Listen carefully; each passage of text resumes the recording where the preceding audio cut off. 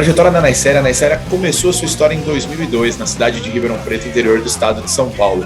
Surgiu na forma de uma brincadeira, né? Eu trabalhava na época no Banco do Brasil, era estagiário, e teve um concurso cultural, onde eram admitidos aí projetos musicais, projetos artísticos, entre outros, e eu já brincava, já ensaiava com meu irmão, por exemplo, que era guitarrista na época, com alguns amigos aí que também eram do meio musical, e a gente resolveu se juntar para participar desse concurso do Banco do Brasil. E coisa de uma semana nós pegamos alguns amigos ali, um que tocava teclado, eu que já tocava bateria, meu irmão guitarrista, um outro que tocava violão e cantava para ser um vocalista. Fizemos umas letras de brincadeira ali, 2, 3 letras nessa semana, mas tudo música divertida, com letras um pouco mais engraçadas. Pegamos um cover lá do Ratos de Porão, juntamos e fomos para esse festival. A gente acabou ganhando o festival. E aquilo impulsionou a gente a levar o projeto da banda para frente, né? Então, era só uma brincadeira ali no comecinho, na verdade, final de 2002, tá? O que era só uma brincadeira naquele final de 2002 acabou se tornando efetivamente um projeto. E aí a Naicéria, naquela sua primeira formação com 5 pessoas, foi até 2005, fazendo alguns shows no interior do estado. Quando, depois daquilo, os amigos acabaram se separando, né, por motivos profissionais. Todo mundo precisou trabalhar para sustentar, pagar suas contas. E aí a banda, naquele primeiro momento, aquela primeira etapa, acabou se desfazendo em 2005, voltando recentemente.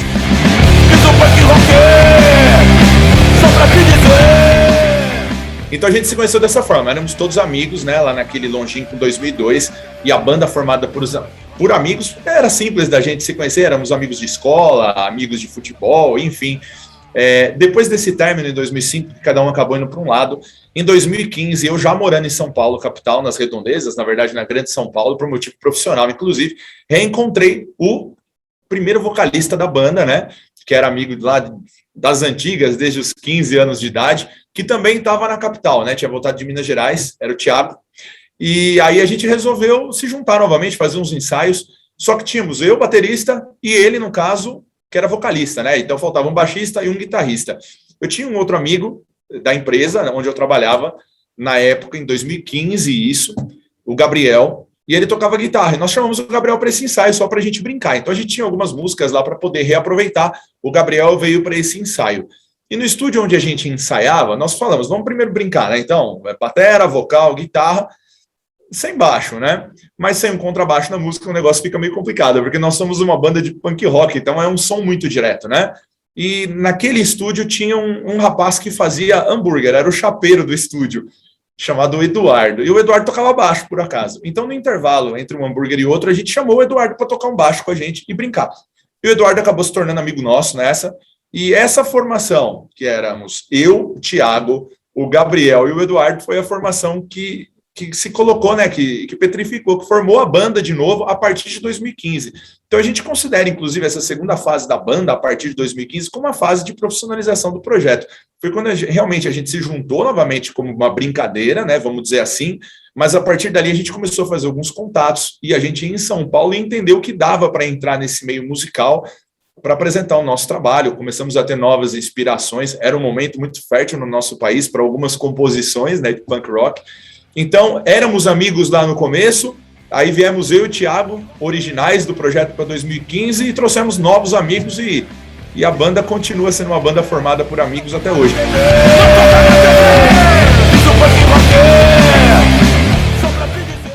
Então a gente teve aí esse período da pandemia, né? Agora em 2020 nós ficamos todos reclusos, grande maioria por conta da pandemia. Eu tive que trabalhar, inclusive, durante a pandemia. O Gabriel, que é o guitarrista da banda, acabou também tendo que trabalhar. A gente não teve essa condição de estar recluso.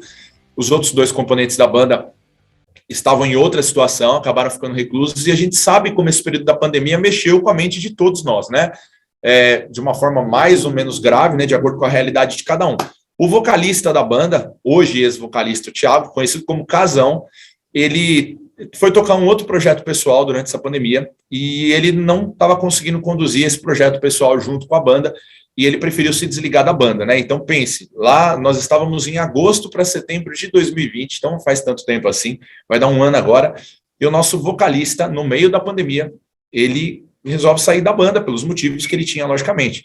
E para a gente foi um desafio muito grande, né? Porque a gente não só estava deixando de ter a convivência de um amigo no grupo, porque aquele grupo se tornou uma grande parceria em si, vamos dizer, a nossa célula mais próxima de convivência com pessoas queridas ali, Então teve esse baque, e por outro lado também teve um baque no processo artístico, né? Porque uma banda, quando ela perde um frontman, um vocalista, de alguma forma, ou ela se transforma, ou ela muitas vezes acaba, né? Então a gente vê que a maioria dos casos as bandas até se desfazem nesse processo, porque o vocalista muitas vezes, o frontman, ele é a cara do processo, é a cara do projeto, né?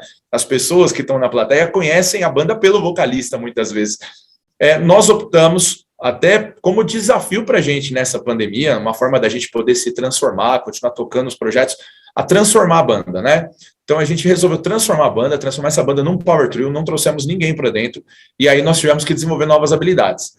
Eu já fazia alguns back vocals da banda, procurei entrar numa aula de canto, então uma nova habilidade sendo desenvolvida aí durante a pandemia, já tinha algum nível de afinação, a minha irmã é cantora também, tem banda, meu irmão também canta, e só que eu precisava ir um pouco além, né? Então resolvi fazer uma aula de canto, e mesmo tocando bateria, o que não é muito comum, me transformei, vamos dizer assim, no baterista e vocalista principal da Naissérie. Então, atualmente eu sou baterista e vocalista, o Eduardo, que é baixista, também faz vocal em algumas músicas e é o principal backing vocal, e o Gabriel continua lá na guitarra. Então nós somos hoje um power trio, um projeto reformado, e eu diria para você que um projeto de punk rock bem diferente, com o baterista cantando. Suas veias já fecharam, amigos evaporaram.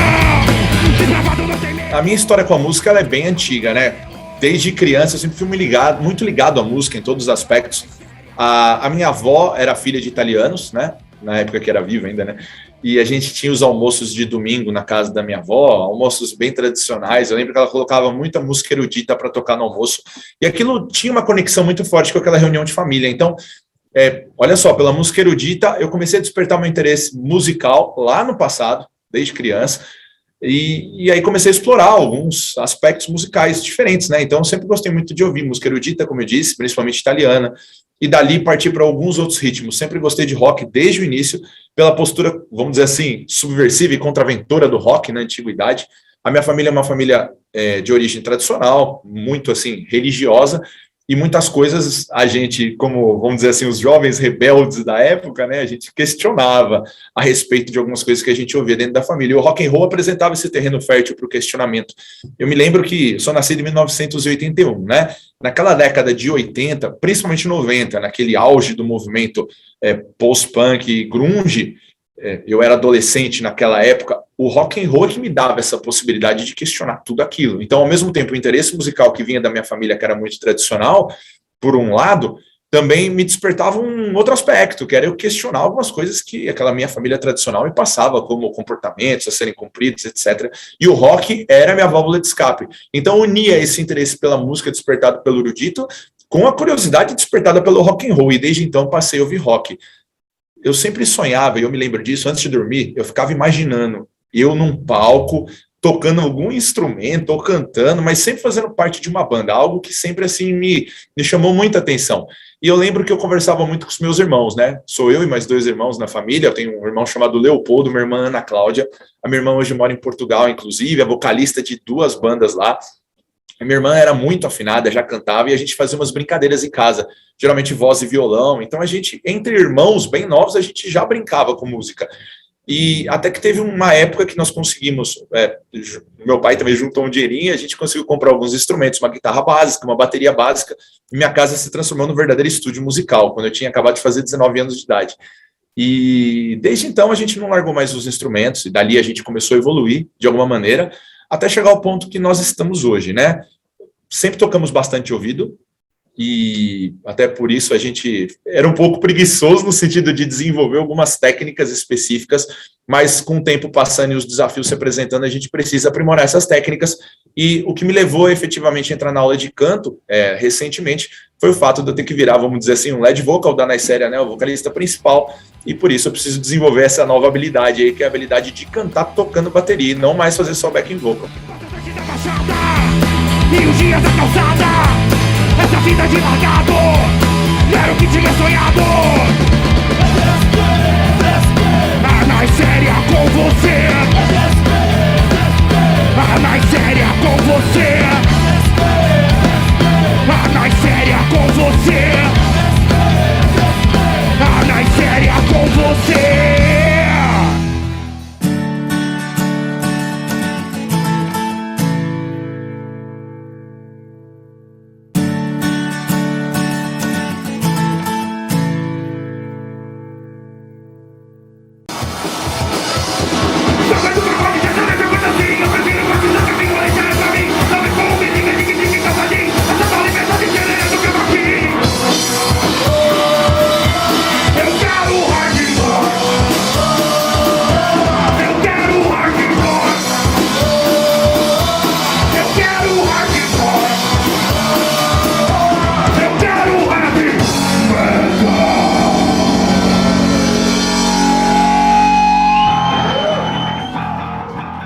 nome da banda, Naiséria que você pronuncia, tá? Se escreve Neiseria com 2 S. Naquele concurso lá de 2002, quando a gente precisava montar um conjunto musical, uma das exigências na ficha de inscrição é que o conjunto musical tivesse um nome. E qual é o nome que nós vamos dar para a banda? Essa é a parte mais difícil, geralmente. A gente não sabia. Na época, o Thiago, que era o vocalista escolhido para o projeto, ele era estudante de biologia. E ele tinha acabado de apresentar um trabalho na faculdade de biologia, onde ele teve que fazer uma letra de uma música. Letra de música essa que nós, inclusive, trouxemos para o concurso.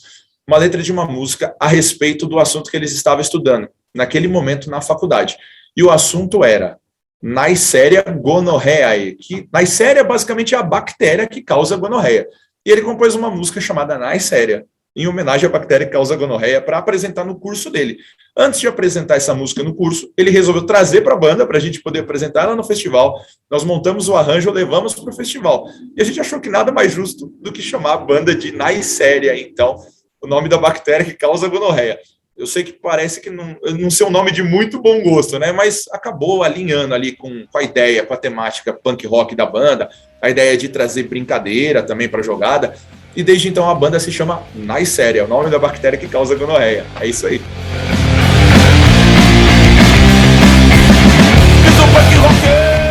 Em 2002, nesse começo, na fase ainda da brincadeira, vamos dizer assim, na nossa fase amadora, a gente já conseguiu fazer alguns shows em Ribeirão Preto, né, que é a cidade do interior de São Paulo, de onde nós viemos, onde eu nasci, inclusive. E tem algumas casas na cidade de rock and roll que funcionam até hoje, muito tradicionais, bem underground, vamos dizer assim, e a gente conseguiu espaço para tocar, né? Sempre há espaço para tocar, ainda que você toque para um público pequeno. E a gente resolveu se arriscar em alguns palcos. Fora isso, o Thiago, a mãe dele é artista plástica, ela tinha alguns contatos legais e conseguiu colocar a gente para tocar também em programas de televisão local, uns programas engraçados. E eu lembro que na época a gente tocava fantasiado nos programas, que era uma forma da gente fugir da timidez também, né? Você toca fantasiado, chama atenção para a sua fantasia e tira a atenção de você, né? Coloca uma personagem na sua frente para te proteger. Então a gente tinha essa experiência, que era uma experiência mínima de shows lá no passado. Mas os shows vieram com um pouco mais de frequência, os palcos surgiram com mais frequência nessa nova fase, né? A partir de 2015, quando a gente resolveu se reunir e recebemos aí o Gabriel e o Eduardo na banda e percebemos que ia dar liga.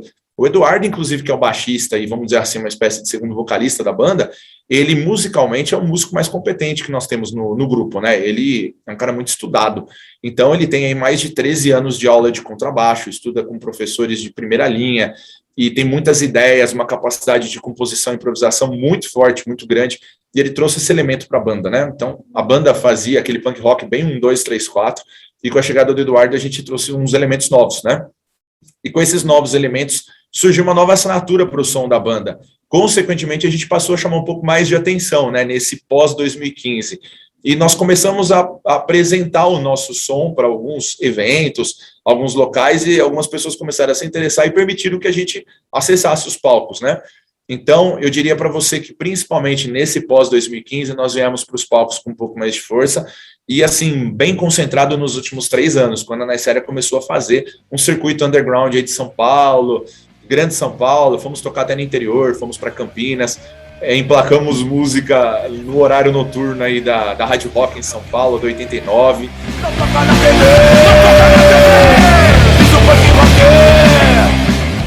Nos projetos não podem parar, muito pelo contrário. Eu até converso com vários colegas de trabalho, né, no meu ofício aqui de sustento, como com os colegas de banda. Esse período nosso de pandemia é um período muito rico. Porque, assim, infelizmente, muita gente acabou saindo do processo, muitas bandas terminaram, muitas pessoas acabaram por se trancar. Então, assim, quem consegue se manter nesse processo, além de ser um período fértil para a criatividade, né, porque nós estamos passando uma série de questões psicológicas, sociais, antropológicas, enfim. Então, tem muito material aí para a gente criar letra, melodia e tudo mais. Com muita gente saindo desse campo, eu diria para você que tem um caminho muito, muito bom aí pela frente para quem ficou, né, para ser explorado. E assim, nós conseguimos, como eu disse, emplacar músicas aí na 89, na Rádio Rock. Mais recentemente a gente começou a tocar na Kiss FM também em São Paulo, que é uma rádio aí de capilaridade bem legal. Tem dial no Rio de Janeiro, dial em Brasília, Campinas, Baixada Santista, enfim, rádios que inclusive estão nos streaming, então dão essa possibilidade da gente dar vazão ao nosso som. Com isso começaram a vir algumas parcerias, começamos a fazer parcerias para shows, né? Parcerias comerciais, que a gente não tinha no começo. Toda banda, quando está começando, geralmente tem que pagar para tocar, a gente fala isso. E são alguns estágios, né? Você começa pagando para ter acesso a um palco, por menos que seja. Você compra ingresso e revende o ingresso para não levar prejuízo. É assim que começa a vida de toda e qualquer banda, tá? Depois você começa a ser convidado e em algum momento você começa a receber um cachezinho, que por menor que seja, é um terceiro passo e já mostra que você está no caminho, né? Então eu diria para você que nós estamos já na fase de ser convidados para tocar. E isso é muito legal, isso é muito legal. Isso abre a nossa mente para esses novos projetos que eu te disse. Um pouquinho antes da pandemia, nós criamos uma produtora que é vinculada à banda. Produtora, se me permitir fazer o jabá, né? Se chama Pani, então é Pani Entretenimento, e temos aí o Instagram da Pani. Então ali tá dormindo aquele Instagram, mas os projetos da produtora estão legais. A gente estava com uma série de eventos aí bem bolados, com algumas parcerias comerciais fechadas com algumas marcas que estavam nos apoiando já. E essa produtora servia para dar vazão a esses eventos que a própria banda, a própria Naisséria, viria a participar. Com a chegada da pandemia, a gente começou a fazer um trabalho de backstage legal, então a gente está fechando alguns bons contatos. E a nossa ideia, como de qualquer banda que eu acho que está aí na estrada, é poder tocar num festival grande, tá? Então, eu acho que a gente tem que ter alguns objetivos em mente, né? Como eu disse para você, primeiro percorrer essa escada de chegar a ser chamado para tocar, e nós chegamos nesse estágio. E agora, acho que o próximo passo que a gente quer dar, depois de ter a nossa música exposta em rádio, etc e tal, é poder tocar num festival maior, um festival mais reconhecido, ter contato com artistas de renome, a gente conseguir fazer algumas trocas, alguns collabs, né? Enfim, ter o nosso som mais divulgado nesse processo. Então, a gente está nesse caminho de conseguir entrar em um festival legal nesse pós-pandemia, fazendo associação com algumas outras bandas já conhecidas, e é isso que a gente quer. Esse projeto está em linha de frente.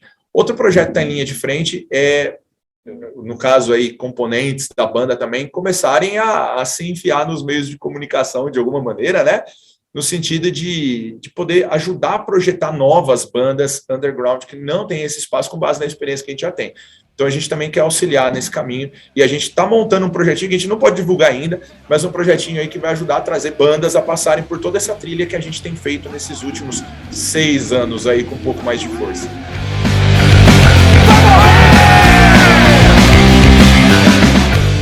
Eu diria que a nossa atitude é punk rock, até por conta da vertente das letras, né? Quem ouvir nossa música, eu acho que vai conseguir definir com clareza qual que é a linha de pensamento de quem compõe, tá? Então, assim, a gente não precisa nem ficar falando muito, porque as letras são relativamente explícitas nesse aspecto. Uma banda punk tem na sua essência a ideia de nunca aceitar de forma passiva as coisas que são colocadas, né?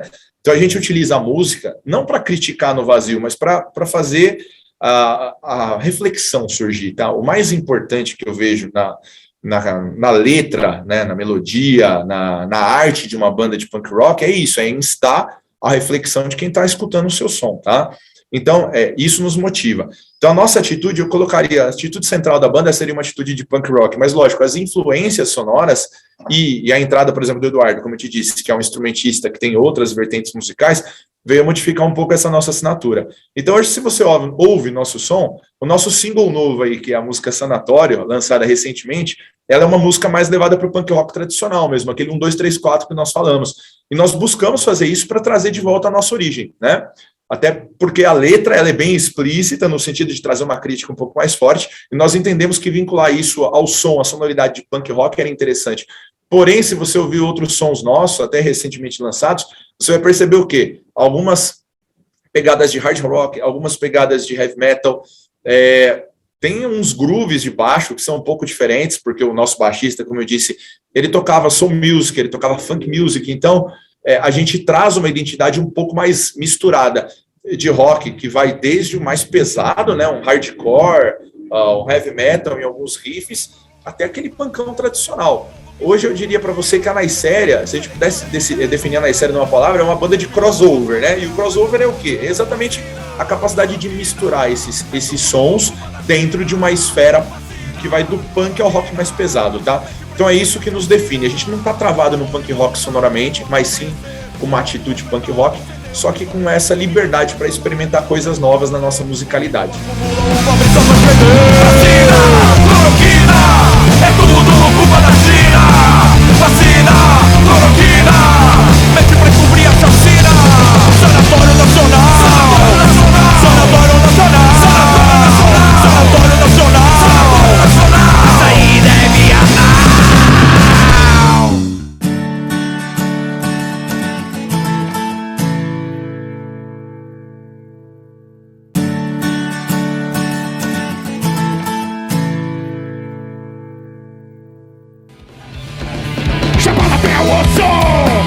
família é um desgosto, com instinto animal, procurando um bacanal. Suas veias já fecharam, amigos evaporaram. Desbravado não tem medo de tornar tudo no pelo. A mais séria com você, a mais séria com você. Para mim, pessoalmente, né, a banda primeiro representa uma capacidade de eu expressar algumas coisas que eu penso, né, de uma forma um pouco mais direta. Muitas vezes na nossa vida real, assim, vamos falar, dia a dia de trabalho, entre familiares, etc., a gente tem que colocar a nossa personagem, o nosso avatar na nossa frente, porque a gente tem que representar alguns papéis. Isso faz parte do processo social, né? Eu gosto muito de psicologia, de antropologia, então, falando nesse aspecto, a gente sempre projeta um ser ideal à nossa frente para a gente conseguir viver em sociedade com uma certa tranquilidade, vamos dizer assim. A banda, ela já traz mais da minha essência, tá? Então, aquela criança que muitas vezes está presa aqui dentro querendo dar um grito, através da banda ela grita. Então, a banda representa primeiro isso, tá? Uma válvula de escape, um gatilho, para eu falar muitas vezes aquilo que efetivamente eu penso e acho, tá? Além disso, a banda também é um processo para a gente colocar o nosso sentimento para fora. Arte é sentimento, né? Então, não só o que eu penso, mas também o que eu estou sentindo, é através da banda, muitas vezes, que eu consigo expressar. A banda também é um canal, vamos dizer assim, de esperança, né? Para a gente levar um pouco daquele nosso sonho adolescente para frente. E isso move a vida, pelo menos a minha vida é movida muito por isso, né? Eu sou uma pessoa idealista, porém muito realista, tá? Eu não sou 100% idealista, mas, lógico, como toda realização, tudo parte de um sonho. Então, muito daquilo que eu sonhei quando eu era adolescente, através dessa possibilidade de ter uma banda, eu estou conseguindo colocar para ser realizado. Não necessariamente só pela música, mas por outros projetos que a banda me ajuda a trazer, seja com contato, seja com participação em algumas questões onde a gente pode trabalhar para ajudar outras pessoas. Então, eu acho que a banda, ela possibilita que a gente se projete ali na frente e a gente consiga acelerar alguns contatos, mesmo alguns relacionamentos, que muitas vezes, se a gente não tivesse o conjunto musical, o grupo, a possibilidade de estar num palco se apresentando, a gente não falaria. Além disso, o principal, tá? Tendo uma banda, a gente se torna um influenciador direto, né? Então, a gente tem uma responsabilidade muito forte com a nossa palavra, com o que a gente está falando ali em cima, para quem está assistindo a gente. Muitas vezes as pessoas que curtem o nosso som, elas idealizam uma ideia de mundo perfeito através daquilo que elas estão ouvindo, né? Então, ter uma banda é uma oportunidade de você falar para muita gente, de você tentar conduzir muita gente. Então, ter uma banda é uma responsabilidade extra nesse aspecto, que é algo muito interessante se você souber usar com responsabilidade, né?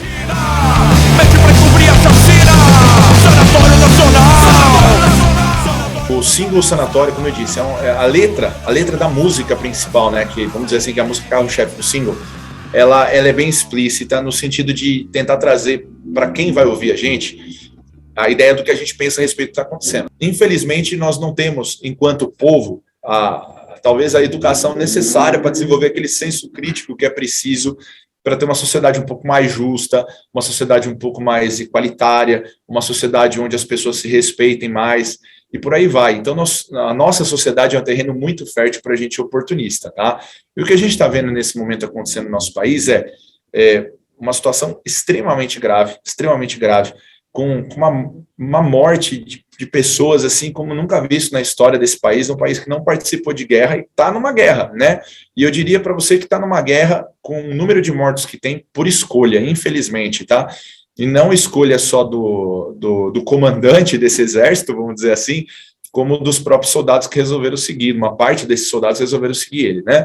Então, a música ela é bem explícita nesse sentido, de falar que esse país está uma grande loucura, só que está parecendo um manicômio, e a gente vê pessoas defendendo realidades paralelas que são impensáveis.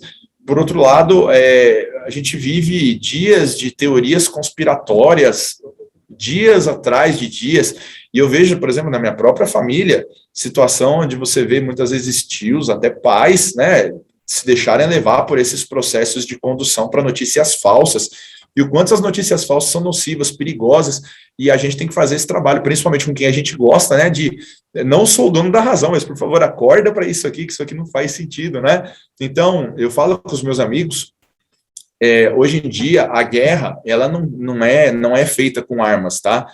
Armas letais, armas de fogo. Letais sim, né? Mas não armas de fogo necessariamente. A principal guerra é feita com desinformação, que basicamente é informação, né? Então, a principal guerra é essa, é a guerra de informação que desinforma. E essas armas matam também, tá? Matam e matam muito. Então, essa música, ela é bem explícita ao expor esse processo que a gente está vivendo. E a parte mais marcante da música, para mim, é a parte do meio onde nós paramos e falamos antes médicos, advogados, empresários e engenheiros, mas hoje o mercado abre vagas aos coveiros, que é a realidade que nós estamos vivendo, né? Então, falta muita empatia de boa parte da população, que parece que não sente a morte de tanta gente querida, tanta gente próxima. Eu já perdi muitos conhecidos, tá? Muita gente próxima, e esse ano, principalmente, gente, não tem coisa que não dá para a gente questionar, está acontecendo alguma coisa muito errada, e aí a questão não é ficar pensando de quem é a culpa, a gente sabe, né, de quem é a culpa, o condutor da nau está perdido, tá? Mas digo assim, as pessoas principalmente que acreditam nesse piloto maluco, né, não, mas a culpa é de quem veio antes. Não é isso que a gente tem que discutir. A gente tem que entender que, cara, tá acontecendo algo muito sério e tá na tua frente, tá acontecendo do teu lado. Tem gente aqui do lado morrendo, tem gente entubada no hospital. Não é possível que você não enxerga isso, né? Isso não é conspiração, isso é vida real. Então vamos sair desse mundo idealizado, vamos vir para a realidade e vamos pensar como que eu posso melhorar isso, né? Então essa música, ela tenta trazer isso. É um grito no escuro, eu diria, tá?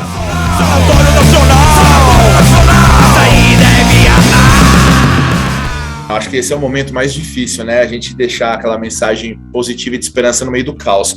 Mas eu acho que, mais uma vez, tendo essa banda e falando para muita gente que ouve o nosso som, essa é a nossa principal responsabilidade. No final das contas, a gente não pode fugir a ela, tá? Acho o seguinte, gente, nós estamos passando por um processo, como eu disse, nosso país não é um país que está acostumado a entrar em guerras, a gente está passando por um processo que a gente nunca viveu antes. Nós perdemos muita gente querida, tem muita gente que pegou essa doença, infelizmente, e vai ter problema por muito tempo, tá? Primeiro, é a gente entender que se a gente não foi acometido ainda e que a gente não seja da forma grave desse processo, primeiro é entender que, poxa, se está me sendo concedida essa possibilidade de estar saindo numa boa condição, eu tenho que estar pronto para ajudar quem precisa. Então, esse é o primeiro ponto. A gente vai ter que ajudar quem precisa de ajuda, seja psicológica, emocional, ou de outras formas que a gente pode ajudar. Então, esse é o primeiro ponto, a gente se colocar à disposição de quem precisa do nosso apoio. Segundo, galera, a gente tem que abrir o olho para o que está acontecendo. Mais uma vez, a guerra não é feita mais com arma, é feita com desinformação. Então, assim, vamos checar aquelas mensagens que a gente recebe, aquelas informações que a gente repassa, principalmente, porque muitas vezes a gente coloca a culpa na informação que a gente está recebendo. Mas, cara, a partir do momento que eu passo a compartilhar um negócio desse, que eu estou recebendo sem checar, eu me torno cúmplice daquele processo. Então, assim, não compartilhem nada que vocês não sabem, que vocês não tenham minimamente certeza. Terceiro, não se confunde opinião com fato. Opinião é algo subjetivo. Fato é algo real, é algo objetivo. Então, fato é uma coisa, opinião é outra. Opinião todo mundo pode ter, cada um vai ter a sua. Agora, fatos, gente, são baseados em acontecimentos. A gente precisa estar atento a isso. A história, ela é cíclica. Nós estamos vivendo uma época com uma repetição de comportamentos que nós já vimos ocorrendo no mundo, em outros locais do mundo, há muitos anos atrás, a gente sabe no que deu, tá? Então, a história está aí e ela é preservada exatamente para que a gente possa revisitá-la e entender quais erros a gente não deve cometer. Errar faz parte da vida, tá? Acertar tudo ninguém vai, nunca. Mas a gente tem a chance sempre de rever as coisas que a gente pode estar fazendo de forma equivocada e remodelar o nosso comportamento. Então, gente, esse negócio, se Deus quiser, vai acabar. A vacinação está correndo no Brasil aos trancos e barrancos, mas está correndo. Tem muita gente que está ficando imunizada, como todas as outras vacinas para varíola, rubéola, sarampo e por aí vai. A hora que boa parte da população estiver imunizada, ainda durante um tempo a gente vai ter que usar máscara, ter um nível de distanciamento razoável, tem pessoas mais frágeis, o vírus é muito sério, tem as mutações e por aí vai, mas a gente vai ver essa pandemia retroagir e, se Deus quiser, as coisas voltam ao normal aos poucos. E eu acho que esse momento de a gente poder abraçar aquela pessoa querida do lado e tudo mais está chegando, tá? A gente já esteve muito mais longe desse momento. E eu acho que esse momento está chegando. Então vamos nos agarrar nisso aí. todo mundo dando a mão para todo mundo, se apoiando nesse momento, e tá com a gente a bola para fazer esse negócio mudar e fazer um país diferente, tá? E tudo começa pelas pequenas atitudes, dentro de casa, depois expandindo para os seus amigos, depois para o seu meio de trabalho, é sempre do micro para o macro, tá? As mudanças começam do pequeno para o grande, pensa nisso.